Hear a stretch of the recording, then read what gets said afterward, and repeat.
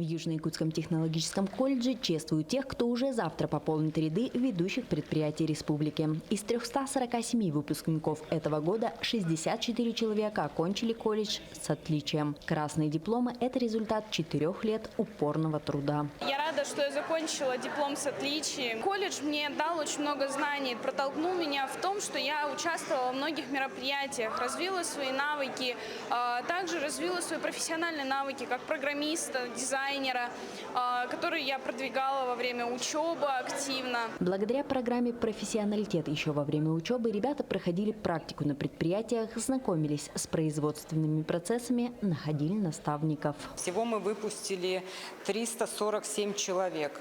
Фактически все из них уже трудоустроены, но и часть, конечно, уйдет в вооруженные силы. Кто-то продолжит обучение, а кто-то стал уже мамой. Для нас это огромный праздник, и, конечно, в этот день мы желаем, чтобы наши выпускники нашли свою дорогу в жизни, стали профессионалами, ну и сохранили самые теплые отношения к нашему колледжу и к своим друзьям.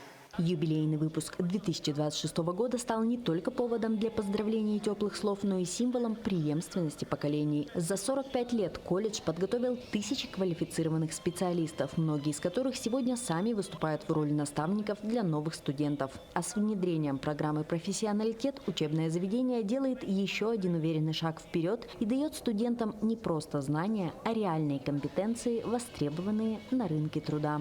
Екатерина Павлова, Захар Головин, Нерюнгри.